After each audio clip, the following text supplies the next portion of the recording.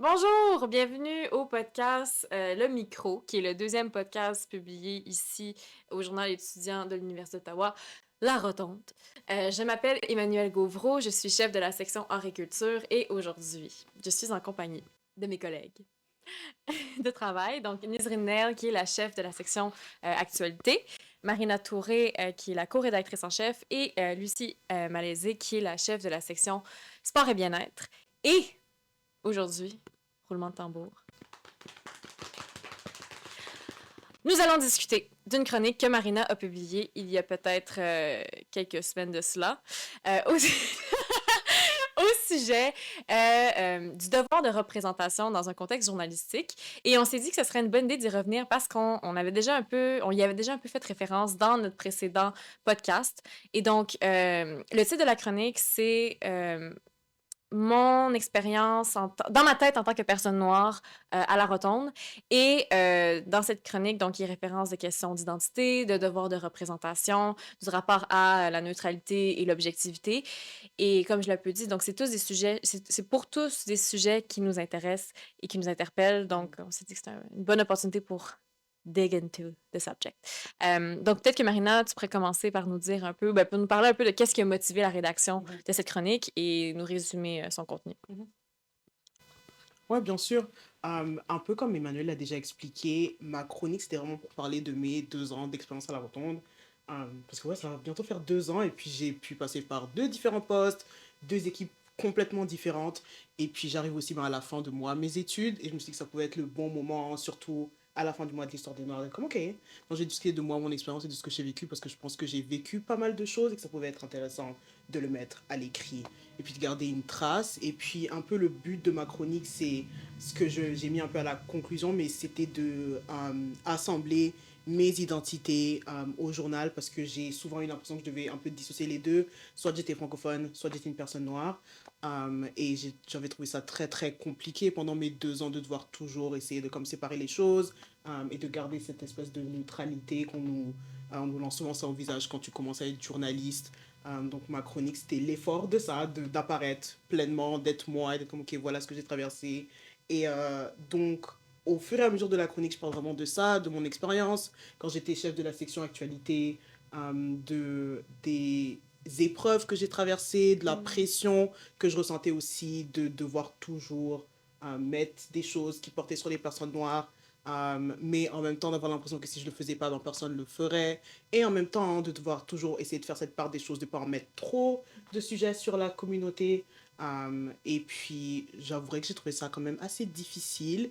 Et quand je suis arrivée à une position qui était un peu plus élevée, où là, je pouvais faire du recrutement avec notre directrice générale et puis le co-rédacteur en chef, où je pouvais comme choisir qui était dans l'équipe et prendre encore plus de décisions. Je pense que ces difficultés que j'avais quand j'étais chef de section m'ont suivi euh, à une plus grande échelle à ce niveau-là. Et je te dirais que cette pression que j'avais s'est augmentée, surtout parce que je suis devenue aussi comme représentante du journal devant aussi le grand public et devant des gens qui venaient nous voir. Et là, j'avais vraiment l'impression d'être devenue un peu la représentante de la diversité et de l'inclusion, ce qui a été ouais, un peu difficile. Et puis, dans la fin de ma chronique, je parle un peu du fait que j'ai pu avoir certaines conversations avec les membres de l'équipe. J'ai pu parler aussi avec notre équipe maintenant à la fin de ce que j'avais ressenti. Et puis je me suis rendu compte que bon, déjà c'est important de discuter de ces sentiments. Et puis aussi que c'est possible d'être entendu, d'être comprise, d'être supporté quand on traverse ce genre de choses. Et que ma chronique, ça allait un peu être cet espace où non seulement je discutais aussi de mon expérience, mais je laissais aussi aux personnes noires qui vont venir à la rotonde un exemple du fait que c'est possible d'exister dans cet espace et d'être complètement soi-même. Donc c'était un peu ça, en gros, ma chronique. Et puis je pense que moi, la question que j'aimerais vous poser maintenant, c'est quand on parle de représentation, qu'est-ce que ça veut dire un peu pour vous? Hey, Ben non, mais pas la pression. c'est la chute actualité. C'est la non, non. commencer. Yeah, fair enough. C'est compliqué comme question Ouais, quand je même, vois. la représentation. Ben pour moi, c'est en lien avec tes identités ou ton identité. Donc, on est chacun d'entre nous une plénitude de divers comme identités sociales, que ce soit genre notre orientation sexuelle, notre race, notre ethnie. Et donc, représenter, ça a un lien avec ça. Et je pense pour comme des personnes qui sont de couleur ou qui sont justement une identité qui n'est pas normative ou qui n'est pas mainstream, il y a une certaine pression à ce niveau-là parce que c'est un genre de mélange où est-ce que tu veux être intégré, donc tu veux pas rendre les gens inconfortables, mais au même temps, tu as aussi la pression du côté des gens qui te ressemblent et qui partagent des identités avec toi. Ils veulent se voir représentés à travers toi. Et donc, ça touche un peu comme une question que moi j'avais qui était est-ce que représenter c'est un choix ou c'est un devoir? Parce que tu as deux différentes pressions qui te viennent de deux côtés différents, qui sont polarisés et t'es coincé au milieu et tu sais pas trop quoi faire. Donc ouais, c'est. J'ai pas une définition exacte, mais c'est. Donc, représenter, ben, comme tu as dit, je pense que c'est quand même assez vaste comme sujet. Puis représenter, je veux dire, c'est un terme dans lequel tu peux te projeter, puis c'est aussi un terme dans lequel tu peux décider de complètement te distancer. Puis je pense que les deux ont leur bon côté et leur mauvais côté. C'est-à-dire que je pense que la raison pour laquelle ça l'obsède autant les gens en ce moment, la question de l'identité, de la représentation, c'est parce que c'est une excellente armure contre un monde que tu as dit qui est très... qui a évolué dans un contexte qui est très hétéronormatif, blanc, c'est comme on en discute constamment. Mais donc, c'est une excellente armure pour se défendre contre ça, puis pour trouver un sens de soi dans une forme d'uniformité, dans un climat qui a toujours été d'une certaine manière. Mais à la fois, ça peut, puis ça, mettons, dans mon expérience, ça peut aussi être emboîtant, parce que quand tu décides de projeter ton identité dans un devoir de représentation, facilement, tu peux te perdre parce que représenter un groupe, qu'est-ce que ça veut dire? Parce qu'à même un groupe d'individus, justement, il y a plusieurs individus. Et donc, pas tout le monde va avoir un même rapport à leur identité, un même rapport à cette représentation-là. Je vais donner un exemple, peut-être comme en lien avec la communauté LGBTQ+2. Moi, par exemple, ça m'a pris énormément de temps avant de comprendre c'était quoi mon rapport à mon orientation sexuelle encore à ce jour. Et à la fois, j'ai été capable de trouver des ressources super constructives quand ça venait au sujet de l'identité de genre, au sujet de la bisexualité, autant que facilement, rapidement, je me suis aussi perdue là-dedans parce que je trouve que ça ne répond pas nécessairement à la flexibilité qui devrait être présente à même ce concept-là, donc la communauté LGBTQ+2. Mais là, quand on parle d'orientation sexuelle, c'est quelque chose qui est flexible. Quand on va parler d'ethnie ou quand on va parler de race, vous pourrez plus en parler, mais c'est quelque chose qui est assez fixe, c'est-à-dire ça change pas. Fait qu'il y a aussi ça, je pense, qui rend ça complexe, ce projet dans une identité. Il y a des choses qui sont visibles, il y a des choses qui ne le sont pas. Et donc, c'est pour ça, je pense, une discussion qui a constamment besoin d'être actualisée et qui a constamment besoin d'avoir lieu entre nous. Donc voilà. Je ne sais pas si j'ai bien répondu, mais je ne sais pas si tu voulais ajouter quelque chose. Moi, pour répondre à la question de Nisrine, est-ce que pour vous représenter, c'est un devoir ou un choix? Moi, je considère vraiment que c'est un choix. Enfin, je me mets aucune pression à devoir représenter qui que ce soit. Je pense que, j'essaye juste d'être moi-même et que le travail que je fais représente mes valeurs et ce qui me tient à cœur, etc. Et de jamais de porter un message que j'ai pas envie de porter, je le ferai pas. Mais de devoir porter un message parce que je remplis certains critères, je le ferai pas non plus. Donc après voilà, ça pour moi c'est quelque chose qui est très important, c'est que j'ai pas envie que c'est ça en fait. Il y a tellement être dans une communauté, appartenir à une communauté, c'est à la fois donc la personnalité c'est quelque chose qui est très complexe et qui est très mouvant et du coup parfois on peut avoir ce côté-là de réduire des communautés à une même identité, mais en fait au sein d'une communauté il y a des personnes qui vivent des réalités complètement différentes, donc que ce soit économique, sociale, culturelle. Donc en fait pour moi c'est là que c'est un peu limitant quand on nous a... assimilent à un devoir de représentation. Oui, mais je représente quoi? Je représente des personnes qui ont mon même bagage économique, qui ont ma couleur de peau, qui ont mes origines. Et c'est là que pour moi, ça veut plus rien dire, en fait, quelque part. Donc, après, voilà, je pense que c'est de toute façon un combat qui est hyper personnel. C'est propre à chacun. Personne ne devrait avoir la pression de devoir représenter quelque chose ou quelqu'un ou une entité. C'est des combats qui sont propres à chacun, aux idéaux de chacun. Et voilà. Et ça sera possible aussi dans une société qui ne met pas les gens dans des cases et qui comprend qu'une personne, c'est un ensemble de réalités et que voilà. Donc, c'est mon point de vue sur la question. Mais en même temps, tu as dit un truc que je trouve qui est très intéressant, c'est quand tu dis que le fait de représenter, c'est un peu un choix. Je pense que je suis d'accord, mais en même temps, je suis pas d'accord parce que je me dis que dès que tu es dans un environnement de travail où tu vas être perçu d'une certaine manière, surtout dans l'environnement dans lequel on est actuellement, tu sais, comme on est des journalistes et on va couvrir différents types de sujets, mais il va y avoir notre nom qui va être associé à tout ce qu'on fait.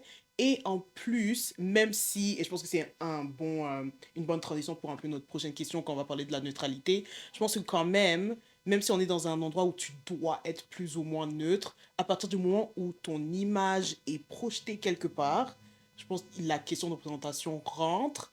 Et d'une certaine manière, même si chacun devrait comme choisir plus ou moins genre ce que tu veux représenter, je pense que c'est quand même une question à se poser de, ok, au point où j'en suis, surtout dans un environnement où on va constamment me demander, tu sais, c'est quoi mes opinions, c'est quoi mes choix, et où tu vas devoir te questionner aussi quand tu vas écrire un article sur, ok, genre, je veux m'assurer que c'est les sources qui vont passer, mais en même temps, tu fais ta recherche. Tu vas chercher des gens qui, toi, vont t'intéresser forcément. Donc, je pense que c'est là aussi où cette pression de représenter rentre et où, d'une certaine manière, je pense que c'est quelque chose qui n'est peut-être pas négatif, qu'on ressente comme cette espèce de pression de représenter, je te dirais. Parce que c'est aussi quelque chose que j'ai mentionné dans ma chronique, le fait que pendant longtemps, hein, cette pression-là de représenter m'a causé comme beaucoup de problèmes, d'une certaine manière, parce que j'ai tellement comme de différentes identités, il y a tellement de choses auxquelles j'appartiens et où je trouve que c'est une partie de moi, j'ai l'impression que je devais tout représenter. Mais en même temps, je pense qu'une fois que j'ai pu discuter, me rendre compte qu'il y a des personnes qui partagent aussi ces valeurs-là, ça m'a aidé à me faire une idée de ça. Mais je pense que quand tu es une personne de couleur, d'une certaine manière, à un moment, il va y avoir comme ce devoir de représentation-là qui va rentrer. Je pense qu'on peut comme l'aborder de manière différente, mais je pense qu'il sera toujours là d'une certaine manière, surtout parce que, exactement comme Emmanuel l'a dit, on est dans un monde où pendant longtemps, comme il n'y avait personne qui nous ressemblait. Et je pense que le plus il va y en avoir, le moins peut-être, on va ressentir cette pression, mais je pense qu'on en aura toujours comme... En tout cas, surtout si on vit dans un environnement où on est minorité. Je pense que si je rentrais dans comme un pays africain, peut-être moins, peut-être que ma pression viendrait d'autres choses, mais c'est clair que comme au Canada, je pense qu'il y aura toujours un peu de ce devoir-là de représenter d'une certaine manière, je dirais. Ouais. Mais, ok, Tu peux? Mais juste, pour clarifier, que pour moi, la pression, elle est indiscutablement là, mais que, à mon sens, ça devrait être un choix. Parce que la question, c'était est-ce que la représentation, pour vous, c'est un choix ou un devoir? La pression est là, à mon sens, ça devrait relever d'un choix. C'est juste pour clarifier ça. Mais je te laisse le micro. Ça a un peu en lien avec la chronique que je suis en train d'écrire en ce moment, parce que je me concentre surtout sur le domaine genre journalistique, mais je pense que je peux dire ça pour tous les domaines, c'est que ou bien bref, au moins les domaines où est-ce que tu es genre comme tu as le regard du public, il y a tellement pas beaucoup de gens qui nous ressemblent, comme que genre juste pour femmes, il y a vraiment pas beaucoup de monde, parce que ce sont des positions où est-ce que justement à cause de ton identité sociale, on va littéralement te cibler, on va juste en ligne, il y a tellement de violence envers juste les femmes. On parle même pas encore de personnes de couleur, on parle pas des personnes binaires ou comme toute la diversité de genre ou comme ceux qui sont publics avec comme leur orientation sexuelle et tout ça. Et je pense que ça rentre un peu dans le devoir de représenter parce que oui, c'est un choix, mais au même temps, le fait qu'il y a vraiment pas beaucoup de personnes qui nous ressemblent, qui sont comme nous, qui sont dans des positions de pouvoir, dans des positions ils peuvent mettre de la pression, soit à différentes comme autorités, que ce soit comme le gouvernement, comme la police ou peu importe.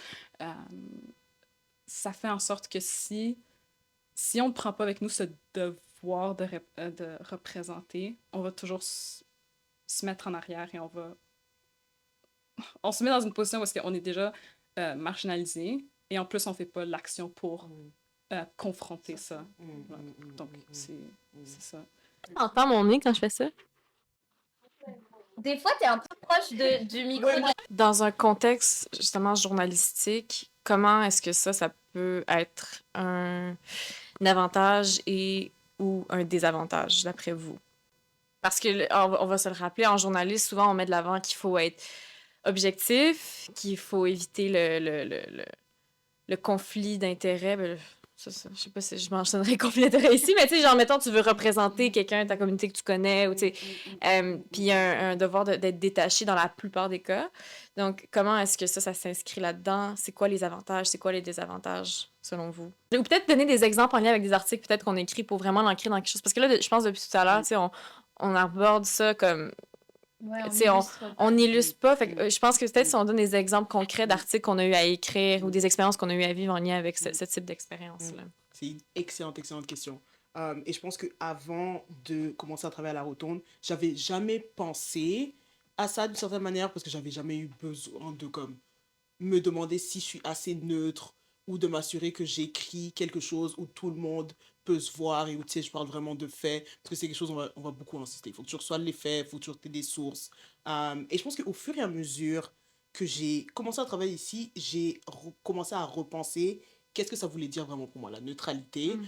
Et puis aussi, ça s'est confronté au fait que beaucoup de journalistes que moi je suis et que je trouve intéressants ne vont peut-être pas forcément être toujours neutres dans ce qu'ils vont écrire, mais que pour moi, ils perdent pas leur crédibilité. Et je pense que c'est là où il y a deux choses qui sont venues un peu jouer pour moi, parce que souvent on a tendance à... On va regarder des grands médias comme BBC, CBC, plein d'autres médias qui vont quand même apporter beaucoup de biais et de préjugés dans des sujets qu'ils vont couvrir, mais ça reste des médias qui sont crédibles. Et je pense que dès le moment où j'ai commencé à me questionner sur qu'est-ce qui va rendre quelque chose de crédible, est-ce que c'est possible d'exister, de faire exister la crédibilité et la neutralité, ça m'a aidé à me faire une idée sur ok, sur quoi est-ce que je pense que je peux fonder mes articles et mon travail pour que ce soit crédible et que je sois capable de faire rentrer plein de choses, mais peut-être pas toujours être 100% neutre parce que je pense que là, c'est impossible d'être comme à 100% toujours neutre. Maintenant, là où je pense que j'ai vu des exemples concrets de de, ce- de ce dilemme qui peut exister quand tu parles de la neutralité au journal, c'est par exemple quand j'étais chef et que je faisais mes listes de sujets. Ah, parce que faut savoir, bah, je pense que vous en avez déjà parlé dans votre premier podcast, mais quand tu es chef actu ou quand même quand tu es chef de section de sport et bien-être et puis agriculture, tu vas penser à 4 sujets ou à 6 sujets.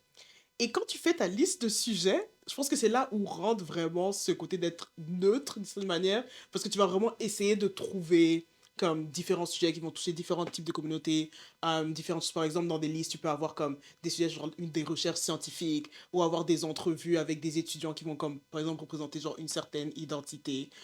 Et je pense à un article très spécifique, c'était un article qui est sorti dans ta section Nisrine sur être journaliste en temps de guerre, et où on est venu frapper sur non seulement la neutralité, mais aussi la difficulté d'être un journaliste qui est par exemple palestinien, qui va couvrir ce qui se passe en Palestine, et de devoir toujours avoir peur pour sa vie, mais en même temps de devoir toujours faire ce travail, parce que les grands médias sur lesquels on devrait s'appuyer ne font pas le travail.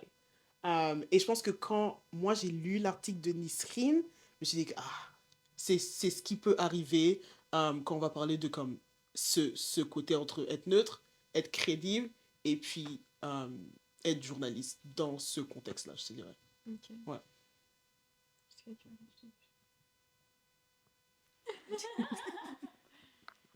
Historiquement, de toute façon, le journalisme a toujours été subjectif. Comme ça a commencé en étant subjectif. Ça a littéralement commencé avec comme des chroniques et tout ça. Donc, genre, je comprends l'association entre comme la neutralité et la crédibilité.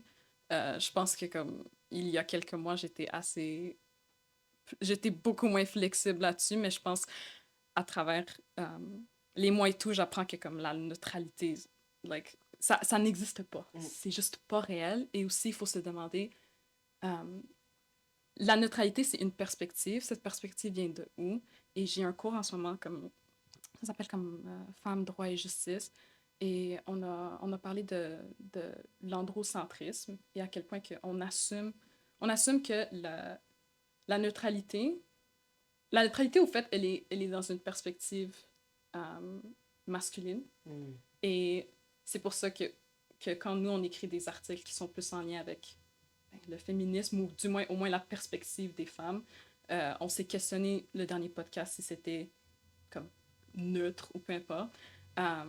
Et en y repensant, je trouve ça dommage même qu'on douterait, juste parce que c'est nos propres expériences en tant que personne. Et c'est pas parce que c'est ça qu'on... C'est quelque chose qui est invisible, et c'est pas parce que c'est invisible que c'est subjectif, que c'est pas neutre, ou peu importe. Et, c'est un peu une idée dont on avait déjà discuté et que j'avais mentionné dans le premier podcast, mais c'est que dans le travail du journaliste, de toute façon, la question de la subjectivité vient dès le choix des sujets qu'on couvre. Et du coup, en fait, c'est là que, dès le départ de la chaîne, il y a une limite au principe de neutralité, parce qu'on pourrait parler de tout le temps. Enfin, il y a autant de situations à couvrir qu'il existe il y a autant de sujets d'articles, il existe de situations à couvrir dans ce monde, c'est-à-dire une infinité. Et à partir du moment où on choisit de traiter quelque chose plutôt que quelque chose d'autre, et sous tel angle plutôt qu'un autre angle, et avec telle source à l'appui plutôt qu'une autre source à l'appui, on s'implique et on met de notre subjectivité malgré tout. Et du coup, c'est quelque chose qui qui peut être à la fois conscient et inconscient, mais c'est évident que de toute façon, il y aura de la subjectivité dans notre travail. Et après, c'est juste maintenant à nous, je pense, de mettre le curseur de à quel point on veut investir de notre subjectivité ou pas dans un article. Et aussi, c'est aussi le choix du format, parce qu'une chronique, ça te laisse toute la liberté de faire ça. Maintenant, l'article, il y a effectivement un impératif que si tu dois faire parler tes sources, c'est pas toi, mais c'est toi qui as choisi tes sources. Donc, encore une fois, voilà. Mais maintenant, mais après, voilà, c'est à nous de choisir quel message on veut véhiculer, en gros. Je sais pas si tu veux ajouter à ça. Oui, peut-être parce que, genre, je vais être vraiment rapide parce que je pense qu'on a d'autres questions. On a beaucoup d'autres questions à se poser. Mais je pense que la subjectivité n'est pas une bonne chose si c'est une subjectivité introspective. C'est-à-dire que je pense que souvent les gens vont penser que parce qu'une opinion est subjective, elle n'a pas été réfléchie. Mais la subjectivité peut très bien être recherchée, réfléchie, nuancée. Comme moi, je sais que quand j'écris une chronique, je fais très attention de, entre autres, mentionner les contrepoints que je sais qu'on pourrait me critiquer dans ce que j'amène comme argument. Fait que c'est un peu comme... C'est argumenté, mais je pense que quand tu écris une chronique ou quand tu décides activement de te positionner, c'est important que tu aies une conscience de c'est quoi qui pourrait aller contre toi et que jusqu'à un certain point, je ne veux pas dire que tu honores ce contrepoint-là, mais je vais dire honore quand même, que tu l'honores parce que ce contrepoint-là existe pour renforcer en quelque sorte ou vraiment appuyer pourquoi tu penses de la manière que tu penses. Donc, je pense qu'une chronique, c'est possible qu'elle soit pas unilatérale puis qu'elle soit criblée mais qu'elle soit composée d'expériences vécues, mais aussi de discussions qui ont eu lieu, puis de recherches qui ont eu lieu. Donc, jusqu'à un certain point, on pourrait quasiment se dire que c'est plus objectif parce que ça accumule beaucoup plus d'aspects que seulement, mettons, comme deux sources qui vont te parler d'un angle précis, puis qui vont t'amener dans une direction très précise. Parce que là, c'est un peu plus... Je sais pas si ça a du sens ce que je dis, mais ça me fait penser à quelque chose en plus. T'as terminé? Oui, j'ai terminé. Ok. En fait, ça me fait penser à quelque chose sur la question de la crédibilité. Et en fait, je pense que justement, sans devoir avoir l'impression, se sentir obligé de se justifier à chaque propos, je pense qu'on gagne en crédibilité en assumant complètement. Donc, je sais que je suis telle personne, issue de tel environnement, et que par ce fait, j'ai tel biais. Maintenant, mon propos, c'est ça. Je sais qu'on peut penser autre chose. Ma position, elle est comme ça. Je pense que justement, en fait, on gagne en crédibilité et qu'il y a aussi quelque chose de beaucoup moins fourbe que d'annoncer en surface un article qui est complètement neutre. Et en fait, tout est biaisé là-dedans parce que c'est qu'un pan de l'histoire et que c'est que des sources, mais que c'est avancé comme la vérité. Et c'est là que c'est hyper dangereux et qu'on peut rentrer dans toute une question d'ailleurs des journaux d'actualité, etc. aujourd'hui, qui fait que est-ce que les gens ont l'occasion de créer leurs propres opinions quand on leur avance quelque chose sur un plateau comme une vérité pur et dur, et si on fait pas l'effort d'aller chercher des sources qui disent autre chose, voilà. Donc, ouais, je suis hyper d'accord avec ce que tu viens de dire, en fait. Et là, j'ai une autre question. C'est comment se protéger dans un contexte comme celui-ci?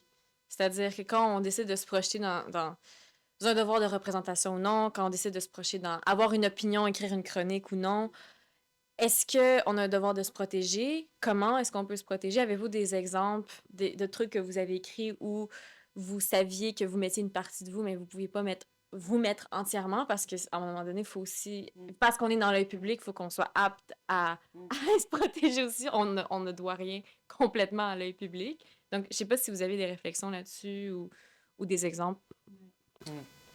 Ben, et ça, encore une fois, j'arrête pas de m'enseigner ma chronique, mais c'est parce que ça vraiment touche ça. Comme quand ce qui est arrivé comme le 7 octobre entre comme la Palestine et Israël, ça a été comme discuté et proposé que comme qu'on couvre ça. Et j'ai refusé, non seulement parce que je sais où est ma position là-dedans, puis je la doute pas du tout, mais aussi parce que, justement, genre, une des journalistes ou moi-même aurait le risque de s'exposer à des commentaires ou des... Comment dire? Comme ça aurait pu... C'est ça, la personne, peu importe qui aurait pu couvrir ça, aurait été vraiment... aurait pu être vraiment affectée par ça, parce que c'est un enjeu qui est enclin à beaucoup de haine et beaucoup de... Comme, les opinions sont très, très fortes dans une situation comme ça. Et donc, ça serait un exemple. Je m'excuse, j'ai oublié un peu comme ta question. Ben, comment tu te protèges quand tu écris un article? Ouais. Avoir des opinions, il faut se protéger. Ouais. Est-ce qu'on a le droit de se protéger? Ben, pour moi, c'est même dommage qu'on pose ça comme question parce qu'on devrait pas, genre, on devrait pas devoir penser à « OK, il faut que je me protège ». Mais malheureusement, comme beaucoup de formes de violence existent, l'harcèlement, comme se faire littéralement dénigrer juste parce que à cause de ta race ou de ton sexe ou de peu importe. Alors, ça devrait pas être un devoir. Alors, je pense pas que j'utiliserais ce terme-là. Il faut être malheureusement vigilant avec les sujets qu'on couvre et la position qu'on a sur certains sujets. Mais je pense pas que c'est un devoir. C'est au contraire, parce que là, c'est un autre truc que j'aborde dans ma chronique. Il y a la responsabilité individuelle puis la responsabilité collective. Et pour moi, c'est vraiment pas juste qu'on mette la protection et la sécurité de quelqu'un en tant qu'une responsabilité individuelle. Pour nous, c'est en tant que société. Peu importe si tu n'es pas d'accord avec quelqu'un, surtout si c'est pas quelqu'un qui est en train de perpétuer de la haine, c'est à nous de pouvoir protéger cette personne et de dire que n'importe quelle forme de violence, on va essayer le plus possible de comme, imposer genre une barrière à ça et tout, et que c'est juste pas tolérable. C'est ça mon opinion, je sais pas si tu veux renchérir. Je suis 100% d'accord avec toi, 110 000%. Je pense que justement, en travaillant ici, je me suis rendu compte de l'importance de déléguer d'une certaine manière et d'avoir des sujets qui, par exemple, toi, vont beaucoup te toucher ou vont être plus difficiles. Et être comme, ok, ben, je pense que c'est quand même important de le mettre sur ma liste ou d'en parler à l'équipe, mais je pense que c'est important aussi que ce soit pas moi qui l'écrive. Et donc, tu vas soit le passer à un journaliste ou tu vas dire déjà très honnêtement que ben, moi, je pense que c'est important, mais je ne vais pas le couvrir. Donc, je pense que ce serait bien que quelqu'un d'autre le fasse. Et je pense que c'est là où ça rend justement le fait qu'il faut que ce soit une responsabilité qui est collective. Je pense que dès le moment où on va se dire que c'est la responsabilité de quelqu'un d'autre de couvrir certains sujets, on perd beaucoup de choses et on peut se retrouver coincé à ne même pas pouvoir se protéger d'une certaine manière, parce que si tu le fais pas, personne ne va le faire. Alors que je pense qu'au contraire, si on se dit à nous tous que, ok, c'est moi aussi ma responsabilité, mon devoir de couvrir certains sujets, même si moi, ça me touche pas directement, parce que je sais que peut-être cette personne dans l'équipe, ça va la toucher, et ça pourrait être plus compliqué. Là, je pense qu'on rentre dans une conversation qui est beaucoup plus large, beaucoup plus ouverte, et que non seulement comme on va protéger des personnes, mais aussi on est capable aussi de toucher des sujets qui sont un peu plus polémiques, parfois plus controversés, tout en gardant cette balance-là. Donc, je pense que d'une certaine manière, on peut se protéger, mais c'est pas parce qu'on se protège qu'on est obligé de laisser tomber des sujets qui nous intéressent et qu'on pense quand même devraient être faits, mais qu'il faut vraiment que ce soit pris comme, ok, c'est le travail de tout le monde et pas juste mon travail. Ouais, je dirais que c'est ça, je pense. as quelque chose à rajouter, Non, toi? non, je suis d'accord avec ce que tu dis. Moi, au niveau là, je sais que personnellement, j'ai je dois quotidiennement faire un travail par rapport à la protection de moi-même à travers ce que j'écris parce que j'ai tendance à vraiment vouloir comme faire copy-paste heart on a paper. Puis des fois, ça se retourne contre moi parce que, comme on a discuté un peu tantôt, parce qu'il y a des choses que je vais mettre out there que ma perception va changer. Que ce soit, genre, ça peut être 2 semaines après, quelques semaines après. Tu sais, donc de choisir qu'est-ce qui, dans mon cœur, vraiment est important que je dépose là. Qu'est-ce qui va servir sur le long terme? Est-ce que ça va servir à quelqu'un? Tu sais, je me pose souvent la question, ça sert-tu à quelqu'un? Là, j'apprends à me détacher un peu de cette idée-là parce que je me dis, ben, tu sais, si à moi, si moi, c'est une idée qui existe en moi, il y a une autre personne dans le monde, peut-être que ça va peut-être, là, c'est juste une, mais peut-être ça paraît une personne. Puis, au niveau de la protection, je vais peut-être donner un exemple parce que c'est quelque chose qui m'est arrivé dans un cours aussi, si on parle de nos cours.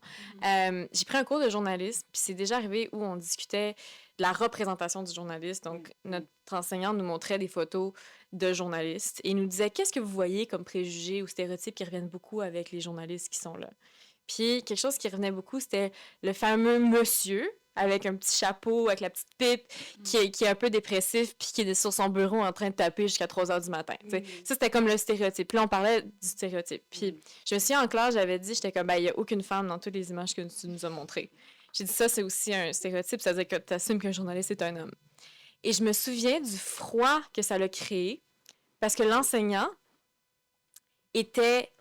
ça l'avait dérangé que je dise ça. Parce que pour lui, c'était un argument qui était facile, c'est-à-dire c'était une défense et une perception qui était facile et qui était à côté du point. Donc, comment l'activisme, des fois aussi, ou quand tu remarques quelque chose ou quand tu essaies de sortir du contexte, mettons comme un certain agenda, ben, automatiquement, on va dire, ben, tu fais partie du problème ou tu utilises un argument ou une discussion qui est facile à avoir. C'est sûr que toi, tu vas mentionner ça parce que tu es une femme journaliste, mais peux-tu réfléchir plus loin que juste ça? Ça, c'est quelque chose que j'ai souvent ressenti, pas juste dans un contexte académique, mais aussi dans le quotidien avec les discussions que j'ai eues avec des hommes sur les questions du féminisme, puis pas juste dans la culture, mais dans les représentations. Puis, tu sais, moi, ce que ça m'indique, puis c'est pour ça que je parle de protection, c'est que quand tu décides de vouloir défendre une partie de toi, il faut que tu aies des arguments implacables pour pouvoir le défendre. Ça peut pas être strictement une réaction émotionnelle parce qu'automatiquement, on va te shut down, on va te décrédibiliser. Alors que l'identité, fondamentalement, c'est quelque chose qui n'est pas rationnel. C'est quelque chose qui est humain et donc qui est de l'ordre de l'émotion et de l'émotionnel. Donc, si moi, je vois il n'y a aucune femme journaliste sur ton billboard, puis je te le dis, je veux dire, il y a un aspect rationnel parce que je le remarque, mais il y a aussi un aspect émotionnel parce que je suis comme, ben, tu sais, on parle pas du tout du fait qu'il n'y a pas de femmes journalistes qui sont là. Fait que, tu sais, je pense que quand on défend l'identité, il y a vraiment cette association au fait que ça va être nécessairement émotionnel et donc que ça n'aura pas de crédibilité, comme on en a discuté tantôt. Mais je pense que c'est de trouver cet équilibre-là qui est super important, tu sais, c'est-à-dire de... Ça revient. C'est ça revient à la neutralité aussi. C'est quoi la neutralité dans un contexte comme celui-ci? Je voulais donner cet exemple-là juste parce que pour moi, ça montre comment... Des fois, il faut que tu te protèges aussi parce que si moi, je veux défendre ce qui est injuste en lien avec le féminisme, ben, on va me dire, ben, trouve-moi tes arguments implacables. Et ça veut pas dire que j'ai nécessairement des arguments implacables et les mots implacables pour pouvoir le défendre, mais je le sais au fond de moi, puis ça devrait être suffisant, sauf que pour plusieurs, c'est pas suffisant. Donc, c'est complexifie la discussion. J'ai partagé comme la même expérience au niveau de pouvoir... I felt it, you know? I felt it. Sorry. Je pensais à ta question, en fait, sur comme l'émotivité, la sensibilité. Ça revient littéralement à ça. Donc, je me demandais comme comment est-ce que, ben déjà, vous, en général, comme dans le journalisme, comment est-ce que vous gérez des sujets ou peu importe où est-ce que l'émotion, comme la sensibilité, ressort? Ou est-ce que vous avez peut-être douté de votre approche en raison de votre émotion, de votre sensibilité au sujet? Bah, ok, ça va me faire un peu parler de l'exercice de la chronique, qui je trouve est quand même un exercice très compliqué où on se jette un peu à l'eau, quoi. On se met un peu à nu et c'est compliqué. Et je suis aussi d'accord avec Manu que c'est compliqué parce qu'on sait pertinemment que bah, actuellement on est encore dans notre vingtaine, qu'on va changer. Est-ce que dans 2 ans, est-ce que même dans 1 an, j'écris la même chronique sur le même sujet? En vrai, je pense pas. Et du coup, c'est compliqué parce que c'est des choses qui vont rester alors même que nous, on va changer. Et par conséquent, la chronique, c'est un exercice qui te met met vachement face à toi-même, qui est assez introspectif, selon les sujets qui peut être très personnels. Je pense à la chronique d'Émilie, par exemple, sur le divorce de ses parents. Et c'est des sujets qui sont importants, parce que je pense vraiment que quand... c'est comme ça aussi que tu peux être le plus proche un peu du lectorat sans le vouloir, mais juste parce que quand tu délivres quelque chose de toi un peu personnel avec des exemples comme ça qui sont très terre à terre et concrets, c'est là que les personnes peuvent relate, et parce qu'elles aussi ça va leur faire évoquer des souvenirs, et c'est ça la beauté de l'écriture. Maintenant, toi en tant que la personne qui écrit, ça te met dans une position qui peut être inconfortable, parce que qu'est-ce que j'ai envie de partager, qu'est-ce que j'ai envie de garder pour moi, est-ce que je suis trop dans le ouin ou pas, enfin en fait ça te met dans plein non mais ça te met dans plein de questionnements, mais en même temps j'ai aimé ça parce que c'est aussi c'est quelque chose qui est très différent, par exemple, de l'exercice de l'article. Et du coup, de pouvoir faire les deux, c'est un peu pour avoir l'occasion de mettre des casquettes qui sont différentes. Et là où, après, tu peux aussi être, je veux dire, ta sensibilité peut aussi être engagée quand tu as des sources qui sont vachement touchantes, etc. C'est aussi, forcément... t'es pas juste neutre, et t'es pas juste toi en train d'être un scribe et d'écrire. Et évidemment ça peut faire appel aussi à tes émotions, etc. Mais c'est vrai que la chronique, et surtout quand c'est des sujets voilà qui touchent à notre histoire personnelle, ça peut mettre en engagement plus important ta sensibilité, ton émotivité, et je pense peut-être pour le mieux, parce que c'est aussi parfois des écrits que moi je préfère lire, parce que justement c'est quelque chose qui va être je sais pas. J'ai l'impression que la personne, elle a donné aussi d'elle, quoi. Ouais, non, je suis complètement d'accord dans le sens que je pense qu'il y a une place pour l'émotion et puis le soi dans ton travail en tant que journaliste, dans les chroniques 100%, et encore plus, aussi bizarre que ça puisse paraître, dans les articles. Parce que c'est vrai que dans un article, c'est jamais toi qui vas parler. En tout cas, pas directement, ça va être tes sources, même si un peu comme tu l'as déjà mentionné, quand tu choisis les sources, quand tu vas écrire tes questions, quand tu vas choisir ton angle, de cette manière, tu parles aussi dans ton article. Mais en même temps, je pense que dans cette rencontre avec les sources, c'est là où pour moi ton émotion et les choses qui t'affectent peuvent te toucher. Je me rappelle, j'avais écrit un article sur les élections générales du syndicat étudiant de l'Université d'Ottawa il y a peut-être 1 an et demi, et j'avais rencontré la candidate pour le poste de commissaire à l'équité. Et c'était une autre femme noire qui était aussi une étudiante internationale, aussi neurodivergente. Et elle est venue en entrevue et elle avait son bonnet. J'avais aussi le mien. Et je pense que d'une certaine manière, je me suis jamais sentie aussi vue. Pourtant, dans un espace qui était très, très professionnel. Genre, notre discussion a été 100% professionnelle. Mais en même temps, juste le fait de voir quelqu'un en face de moi et de me dire que je suis arrivée dans une position et dans un travail où je peux faire ce genre de connexion, je peux les mettre à l'écrit. Je pense que ça m'a donné comme un épanouissement personnel que je pensais pas ne pas pouvoir rencontrer en journalisme. Et je pense que c'est pour ça, je pensais à plein d'autres rencontres que j'ai eues avec des sources où j'avais à chaque fois ce côté un peu là d'émotion de moi dans mon travail. Et même je rappelle quand j'ai lu ton entrevue avec Caroline Souffrant, j'ai ressenti la même chose. Ouais, j'ai ressenti exactement la même chose, et je pense que c'est ça qui est beau aussi dans le travail qu'on fait, et la capacité qu'on peut avoir justement à avoir comme notre émotion, nos sentiments ressortir à l'écrit, même dans des cadres qui sont très structurés comme celui d'un article où tu as peut-être 2 sources, 3, 4 sources, ou même une entrevue où tu rencontres ces personnes, ou exactement comme tu l'as dit, une chronique. Et je pense que ça m'a fait comprendre que c'est essentiel de faire un travail où tu laisses la place à tes émotions, à tes sentiments, à ton identité. Parce que sinon, sans ça, je pense que tu n'es pas capable d'être de te sentir accompli dans ton travail. Je pense que si tu mets tes sentiments, tes émotions, tout de côté, tu vas te trouver dans une situation où tu n'es pas très heureuse, je pense aussi. Je trouve ça super important justement de garder ça pour essayer juste comme vivre dans ton travail et pas juste comme... Ça, pour le coup, je pense que c'est une chance qu'on a. Enfin, en fait, en tant que chef de section, on a la liberté de pouvoir choisir les sujets, et ce qui fait que logiquement, on va choisir des sujets qui nous intéressent et essayer de faire en sorte qu'elles intéressent aussi les personnes qui couvrent des articles dans nos sections. Mais du coup, ça, c'est vrai que c'est à l'heure actuelle une liberté, et qu'on n'aura peut-être pas toujours. Et je pense que voilà, c'est aussi ça, c'est réussir à être dans des espaces de travail, mais c'est le journalisme, et en fait, c'est tous les autres... Enfin, ça marche pour tout domaine de travail. C'est être dans des domaines de travail qui te laissent l'opportunité de t'exprimer et d'envoyer les messages que tu veux envoyer. Et ça, c'est clair que c'est pas une chance pour tout le monde, malheureusement, quoi. Moi, ça m'amène une autre question. Pas bien placé pour le faire. C'est quoi ce bruit? Ah, c'est la bête. I hope it's not a raccoon. Juste frappe sur le mur, il va arrêter. Frappe sur le mur. Attends, mais pardon, mais Manu, comment ça? Il y a quelqu'un dans le mur, là? C'est genre 2 jours. Il y a un raton là vers la rotonde. Elle est traumatisée pour les ratons laveurs. Enfin, est-ce que vous êtes déjà empêché de couvrir des articles parce que vous vous disiez que vous n'étiez pas bien placé pour le faire? Je pense pas. Je pense pas que je l'ai faite, non. Mais c'est parce que, je sais pas, je pense que c'est parce que je suis un peu casse-gueule. Moi, j'aime ça essayer puis regretter après. Je suis comme, je vais le faire, je vais me faire blaster, genre une grosse motadine de leçon. Et là, après, je vais plus le refaire plus le refaire de la même manière. Fait que ouais, je pense que je me lance. C'est pas toujours à mon avantage, pour vrai, parce que souvent, ça m'a affecté mentalement et émotionnellement.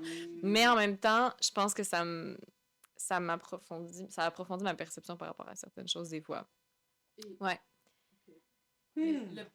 Genre le backlash que tu as vécu à propos de ça, est-ce que c'était toi personnellement? Est-ce que c'était, admettons, le truc que tu as couvert, les personnes avec qui tu as discuté? Tu vois ce que je veux dire? Ouais. Pour comme rebondir à... Ouais. Très bonne question. Si les backlash ont été sur moi ou sur les gens sur qui j'ai écrit. Ben, je pense à une situation en particulier que je pense que vous deux, vous êtes au courant. Toi, Marina, je sais pas si t'es au courant, mais j'ai déjà écrit une chronique qui parlait des femmes dans le milieu culturel dans la région et où on m'a traité de toutes sortes de choses après que ça soit sorti. Il y a eu Radio-Canada qui a même... Un journaliste de Radio-Canada qui a même repartagé ma chronique puis il a demandé aux gens ce qu'ils en pensaient. Puis j'ai eu plein de messages même pas des messages personnels, mais des discussions publiques sur les médias sociaux, sur Facebook par rapport à ce dit article-là. Je sais pas si je vais le mentionner parce que pour vrai, je sais pas si ça me tente de replonger là-dedans. Mais ce que ça m'a fait me rendre compte, c'est à quel point, quand tu prends le risque de parler de quelqu'un, cette personne-là aura toujours le droit de se défendre. C'est-à-dire que si moi, je parle pas bien d'une personne ou d'un groupe de personnes, dans ce cas-là, je parlais de femmes ou de personnes s'identifiant comme femmes, les gens vont toujours avoir le droit de défendre leur identité puis qui ils sont. Et sur le coup, c'est sûr que je l'ai mal pris parce que j'ai senti qu'il y avait une discussion complète faite par rapport à ce que je faisais. Donc, au début, c'est sûr que je l'ai mal pris parce que j'avais l'impression qu'il y avait une discussion complète qui avait lieu sur ce que j'avais fait, mais où on m'excluait de ce que... Il y a personne qui m'a écrit personnellement pour me dire « Hey, en passant, Emmanuel, ta chronique, ça peut être problématique à cause de X, Y, Z. » Il y a personne qui m'a écrit personnellement. C'est une discussion qui avait lieu à l'extérieur, où j'étais complètement exclue. Puis c'est là où j'ai compris, ben c'est ça le journalisme, en fait. C'est you put things out there, and once it's out there, you're no longer part of the conversation. And it's okay. C'est comme... C'est bien que les gens réagissent. Est-ce que ça veut dire que tout est permis puis que tu devrais endurer de te faire traiter de nom, puis de tolérer de l'abus en milieu de travail, ou non, mais reste que c'est ça. Les gens vont toujours avoir le droit de défendre leur identité, surtout si tu décides de l'aborder. Donc, voilà. Je sais pas si ça répond à ta question, là. Moi, il y a un sujet que j'avais hésité à couvrir, puis de toute façon, ça ne fitait pas dans la liste de sujets, donc je ne l'ai pas fait. Mais au début de l'année, il y avait un événement, et je ne me rappelle plus c'est quelle association sur le campus qui le tenait, mais c'était sur la sexualisation des corps noirs. Et une des raisons pourquoi j'avais hésité de le couvrir, c'est parce que il y a déjà assez de comment dire? J'aimerais couvrir des choses et mettre en lumière des communautés qui sont justement comme marginalisées ou comme mises de côté ou peu importe, sous une lumière parce qu'on ne rappelle pas toute je m'excuse du terme, la bullshit qu'ils et elles vivent. Et c'est pour ça que j'avais hésité. Donc, c'était pas nécessairement à cause comme... c'était plus à cause du sujet que la communauté en elle-même, mais I guess la communauté en elle-même aussi. I completely get that. Je pense... C'est intéressant parce que je me suis jamais demandé si je pouvais couvrir ou pas un sujet. Parce que je pense que je me considère comme quelqu'un qui est très, très curieuse et qui s'intéresse à tellement de choses que parfois je suis comme, non. Je pense que j'ai assez de connaissances et genre, j'ai une bonne idée de qu'est-ce qui pourrait être les biais, qu'est-ce qui pourrait être les stéréotypes pour me lancer dans je pense, n'importe quel sujet. Par contre, là où je comprends 100% ton commentaire, mais aussi où des fois je me pose des questions, c'est que, je pense que ça revient un peu sur cette question un peu de représentativité et puis d'être aussi une minorité dans certains domaines, c'est qu'on a eu constamment, par exemple comme des journalistes blancs, qui ont couvert certains sujets avec des préjudices, des biais, mais immenses, et qui ont fait quelque chose, d'écrire des articles que tu lisais, tu étais comme, je sais même pas quoi faire avec ça.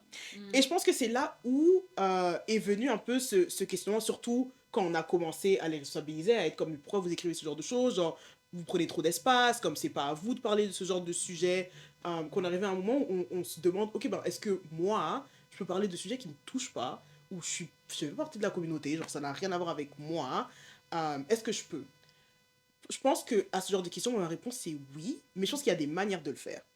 Et là, je me questionne toujours sur quelle est la meilleure manière de le faire quand je vais toucher sur des sujets qui ont vraiment comme rien à voir avec moi. J'ai demandé ok, genre, au niveau des sources, genre, qui est-ce que je vais choisir, comment est-ce que je m'assure que moi, mes billets ne rentrent pas dedans, ou même s'ils rentrent, il faut déjà que, j'ai une idée de c'est quoi, et que je m'assure de trouver des personnes qui, je pense, ont une place dans cet espace-là et qui peuvent répondre à mes questions.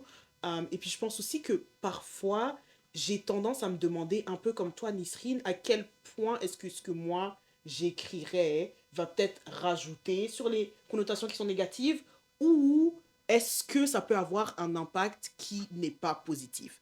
Parce que je pense que parfois, on a cette impression-là que, surtout parce que c'est pas nous qui parlons dans l'article, ça va être nos sources. On va se dire, ben, dans tous les cas, comme c'est des experts qui s'y connaissent sur le sujet, qui ont fait des années d'études, qui ont des doctorats par exemple, ou en général ça va être des personnes qui on pense sont quand même reconnues, et on se dit que c'est impossible que ces personnes-là dans notre article, ils aient un impact qui est négatif. Alors que parfois ça peut arriver. Genre on peut trouver des sources, je me rappelle, je pense, on avait écrit un article, il y avait quelqu'un qui était venu me voir qui était comme, oh cette professeure-là est transphobe par exemple. Et j'en avais aucune idée. Parce que en fait, c'est comme, je connaissais pas la source, je l'avais vu sur le compte université. J'étais comme, ok, ça peut être intéressant. Et je pense que c'est à ces moments-là où je me suis dit, faut que je fasse un meilleur travail. Déjà, quand je cherche mes sources, c'est que je m'assure que comme je trouve des bonnes sources, mais aussi que c'est vraiment important de me questionner sur, ok, quel va être l'impact de mon article? Genre, à quoi est-ce que ça va servir? Et si je pense que quand tu peux avoir l'impression que, peut-être que ça va rajouter certaines choses, je pense que c'est un bon moment de se dire, oh, est-ce que je devrais l'écrire, est-ce que je devrais pas l'écrire, est-ce que je devrais en parler plus? Je pense que c'est dans ces moments-là où je me dis que, peut-être que je ne devrais pas, un peu comme Nisrine a dit, je ne devrais pas couvrir le sujet, ou si je décide de le couvrir quand même, de m'assurer que j'ai fait un assez bon travail pour pouvoir après comme défendre cet article-là, ou ce sujet-là, ou le choix que j'ai fait, je te dirais. Ouais, c'est ça. Non, ouais, je suis d'accord avec vos positions, et pour moi ça relève de toute façon comme un peu tout, hein, mais du concept de l'équilibre. Et pour moi une notion qui est super importante, c'est, et qui se perd, je suis vraiment une boumeuse, mais c'est le vivre ensemble. Et je pense que c'est dommage, non mais Elle a dit, vous tous les introvertis. non mais pardon, mais en fait je pense que c'est genre qu'il faut pas tomber dans le malaise de certaines personnes qui vont très mal parler de sujets parce que justement ça ne les touche pas, et qui vont pas faire l'effort de s'instruire assez et de discuter avec des personnes qui sont investies, qui sont instruites et qui vivent ces expériences-là, et que du coup ça va être très maladroit, et ça va être un message qui va être à la fois biaisé, rempli de préjugés, trop généralisé, enfin plein de raisons, et à la fois ne pas tomber dans le ça ne me touche pas, ça ne me regarde pas, j'ai trop peur parce que j'ai trop peur de dire une bêtise, donc je vais même pas essayer. Et ça, je pense que c'est un vrai truc dans le journalisme, mais encore une fois, je pense aussi dans d'autres sphères, etc., qui se retrouvent. Et à mon sens, il faut oser, mais il faut oser en se responsabilisant. Et donc, il faut pas avoir peur d'aller voir ce qui nous ressemble pas, entre guillemets, ou des personnes qui ne vivent pas nos réalités. Mais il faut aussi faire tout l'effort qu'il y a derrière de ne pas juste y aller et rapporter une parole sans avant s'instruire, etc. Mais pour moi, c'est quelque chose qui est important. Oui, voilà, c'est ça. Mais c'est ça. De bien représenter les choses est ce que Nisrine dit.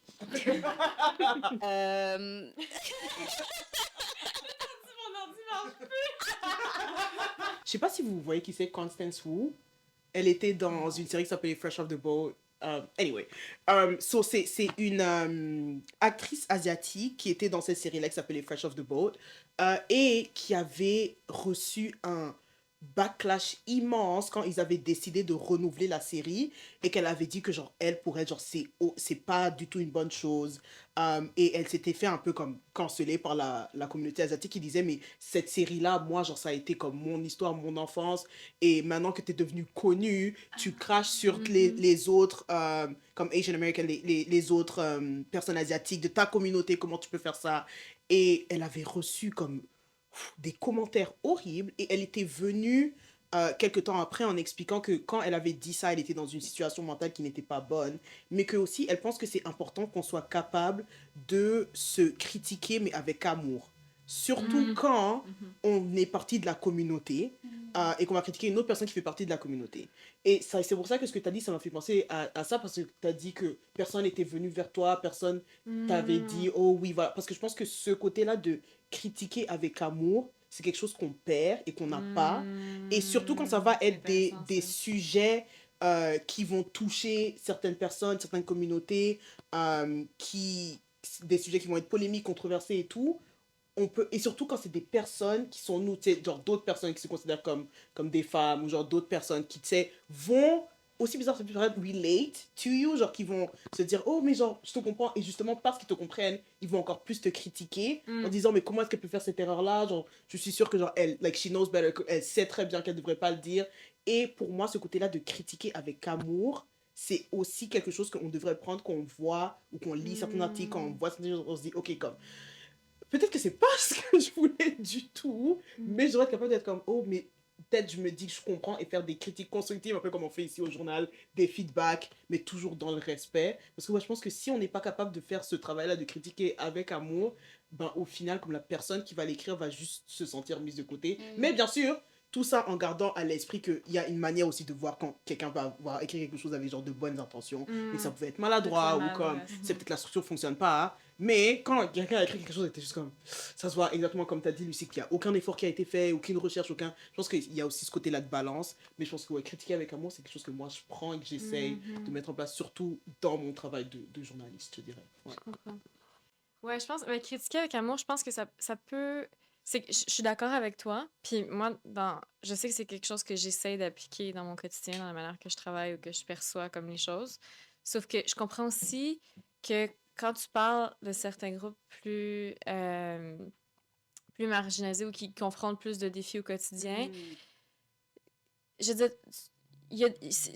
critiquer avec amour, à un moment donné, ça peut devenir épuisant parce que tu te dis qu'il y a des gens qui n'ont pas besoin de critiquer avec amour, tu sais. Tu comprends ce que je veux dire? Bien sûr! Puis tu sais, je veux dire, on va parler d'un biais comme sexiste, tu sais, par exemple, puis je veux dire, c'est quelque chose qu'on discute souvent, mais quand tu vois un homme qui fait bien sa job, qui est exigeant, qui est tranchant, qui est un peu méchant, on va dire que d'une femme, mais que c'est une BITCH, là, tu sais. Fait que tu sais, c'est comme, fait que pour moi, je suis comme, OK, critiquer avec amour, avoir des bonnes intentions, mais en même temps, je pense que si tu veux être ferme, puis que t'es pas d'accord du tout, je vais honorer et respecter ça aussi. Puis je pense que ça t'appartient, puis c'est ton propre parcours. Je veux dire spirituel, mais spirituel, parce que pour moi, ça n'a rien de l'ordre de la spiritualité. C'est ce que tu es capable d'accueillir, puis ce que tu es capable de concevoir, puis qu'est-ce qui t'insulte vient répéter quelque chose en dedans de toi. Puis qu'est-ce qui vient de trigger, souvent, ça va venir répéter des choses aussi qui ont rapport avec toi. Donc, pour moi, je le vois comme un parcours individuel, puis je pense que il y a aussi, il ne faut pas oublier que nous, on a ce privilège-là de pouvoir avoir une opinion publique aussi. Quoique, aujourd'hui, avec les médias sociaux, tout le monde peut dire des choses, mais tu sais, c'est que nous, on a un lectorat, on a des gens qui nous lisent, puis on sait qu'on est lu. Pas tout le monde.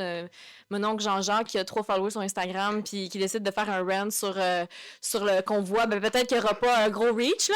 Mais tu sais, dans le sens où... Puis je pense qu'il y a des gens que ça frustre parce qu'il y a des gens il y a des voix qui veulent être entendues, puis qui savent pas comment l'être, et donc ils vont s'en prendre à des voix qui ils savent le son, tu sais. Et donc, ça veut pas dire que c'est bien, mais jusqu'à un certain point, je suis comme...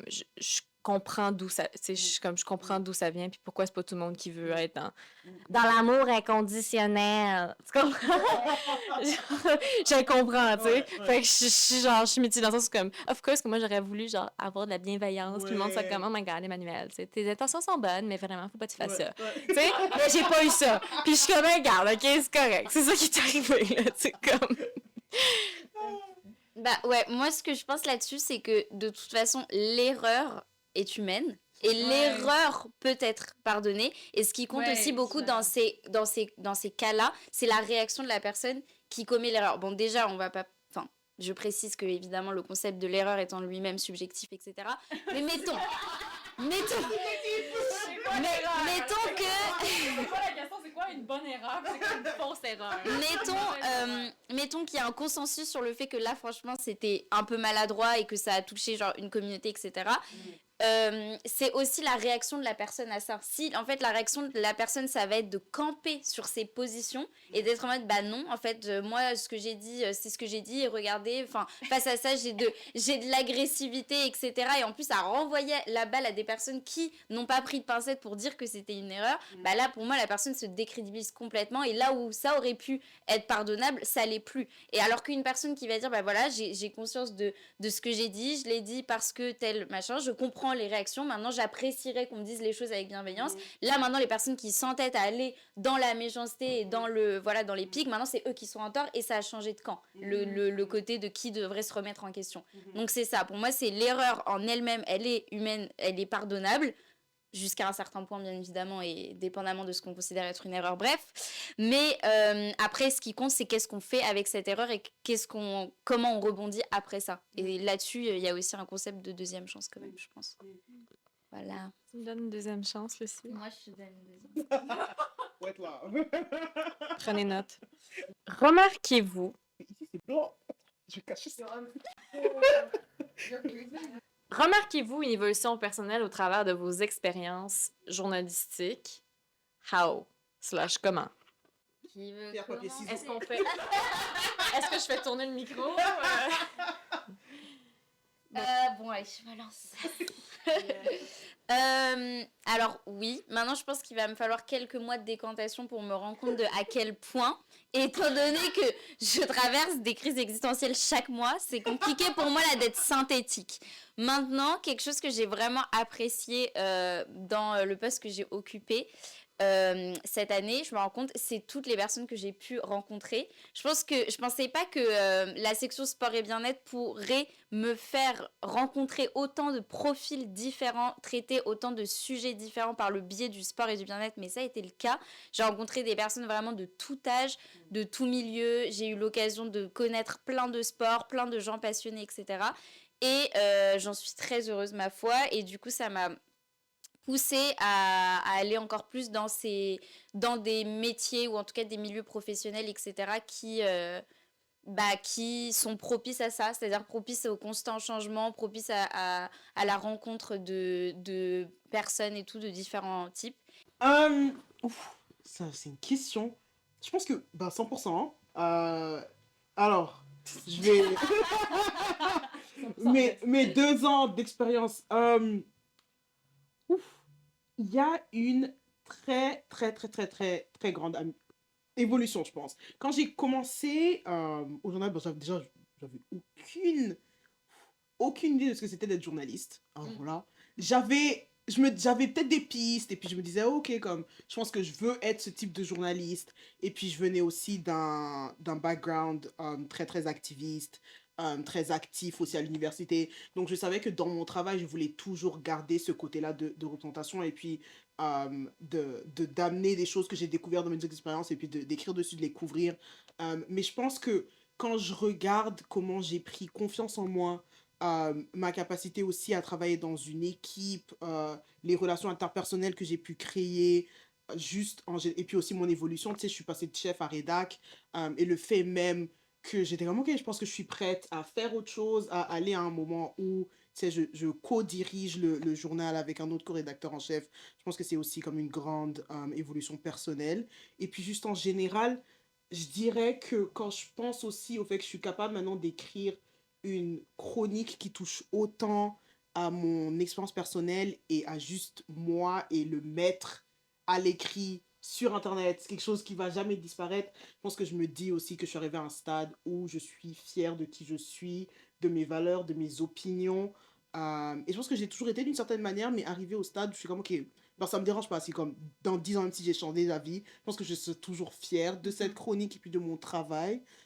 Et je dirais qu'en général, l'évolution que j'ai vue en ces 2 ans. Genre, je pense ma capacité aussi de me dire que je peux être ferme, de pas être aussi inquiète de la perception des autres. Je pense que quand tu arrives dans une position de pouvoir, que ce soit quand tu es chef ou quand tu es rédac, tu peux avoir cette volonté que, tu sais, tout le monde t'aime, mais en même temps, tu dois diriger le journal. Donc, se jouer entre, je veux quand même construire une bonne équipe, que tout le monde se sente bien, mais à la fin de la journée, il faut que les articles rentrent, il faut qu'on avance. Je pense que mon expérience, ça m'a appris aussi à jouer sur les deux, à équilibrer, et puis à juste être la personne que je suis comme constamment. Je pense que ça, c'est la plus grande évolution que j'ai vue, je dirais. Ouais. Ouais. Je pense que moi aussi, dans mes relations interpersonnelles, juste avec les gens en général, j'ai évolué. J'étais quelqu'un de... Genre, il y a comme 3-4 ans, j'étais quelqu'un de super, genre, anxieuse socialement et tout. Et maintenant, je vis presque pas d'anxiété quand ça vient à comme des situations sociales et tout ça. Ça revient un peu à ce qu'on avait parlé aussi comme dans notre autre podcast, mais juste ne pas être flexible, ne pas avoir le contrôle et tout. Je pense que ça te donne l'opportunité de voir à quel point que, genre, personnellement, spirituellement, ton identité et tout, c'est constamment en changement. Et c'est mieux. Et c'est mieux d'embarquer dans ce changement-là et de se laisser aller plutôt que, tu sais, comme d'essayer de résister, justement. Ouais, c'est ça. Et que, au contraire, le changement, c'est bénéfique.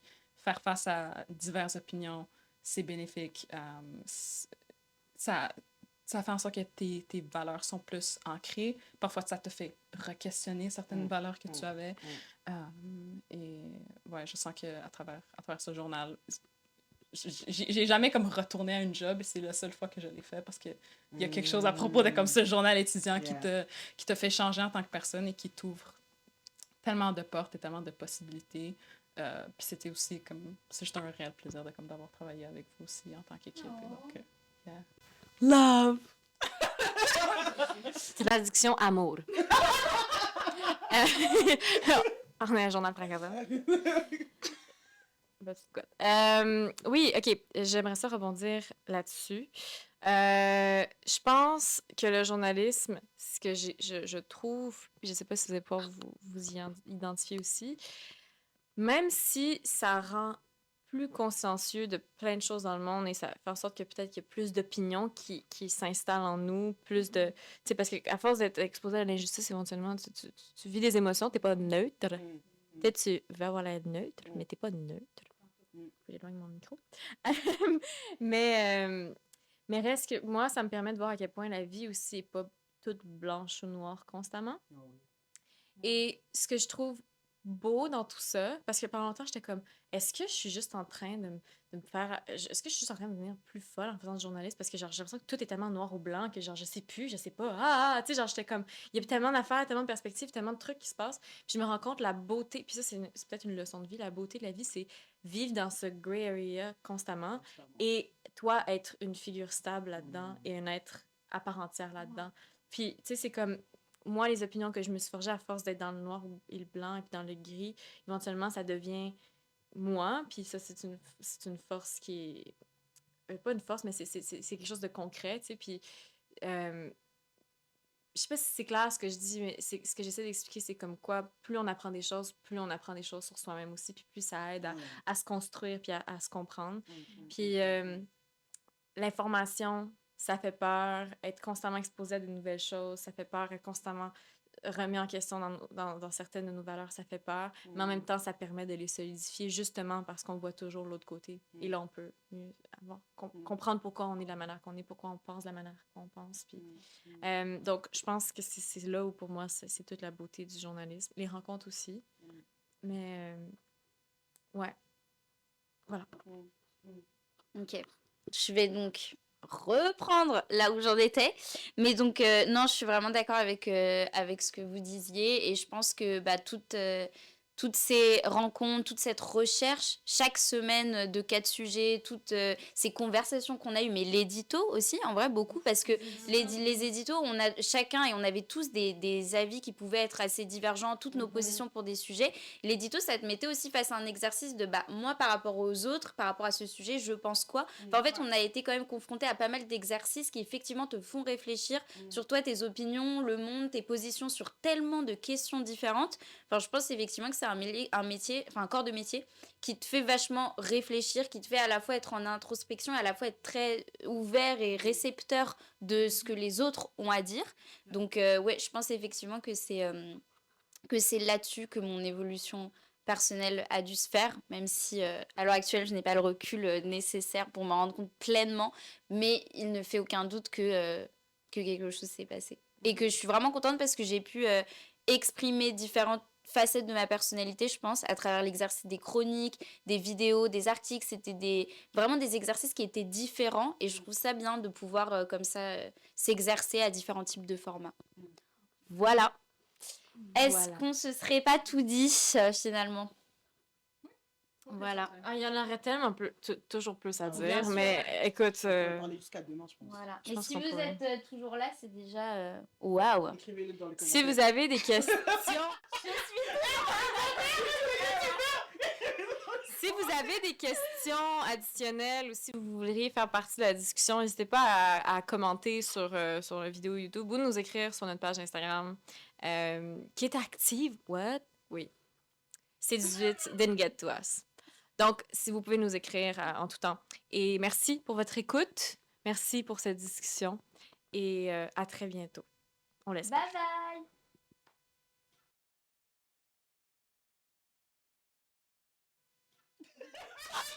Bye bye!